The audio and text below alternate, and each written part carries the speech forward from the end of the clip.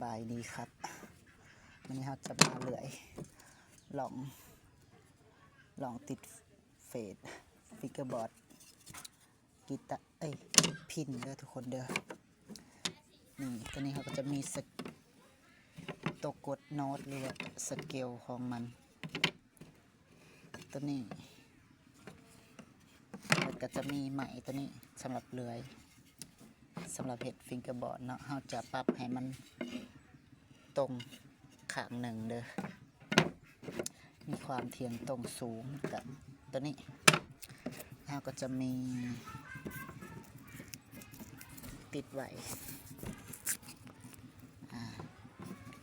อันนี้คือจะกดช่องหนากาวช่องหนาติดไว้เด้อเพื่อที่จะเอาตัวนี้เรียกว่าแทมเพลตลองฟิงเกอร์บอร์ด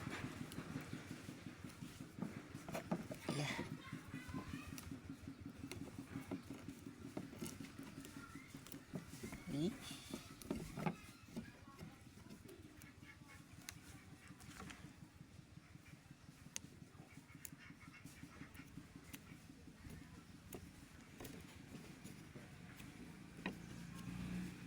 แกะบ่ได้เสียเวลาอีหลีเสียเวลาน้ำตัวแกะนี่แหละ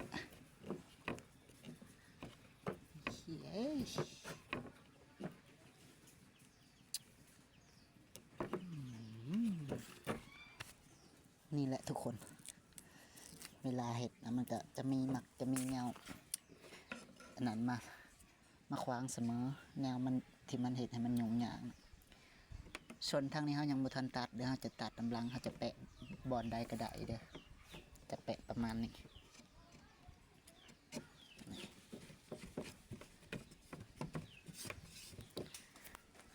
ก็จะเป็นแบบนี้อันนี้ก็จะเป็นล่างสำหรับเลื่อยเนาะโอเคหลังจากที่เราแปะได้เขาก็จะได้ออกมาประมาณนี้นะแต่ประมาณนี้เราก็จะมาเลื่อยเลย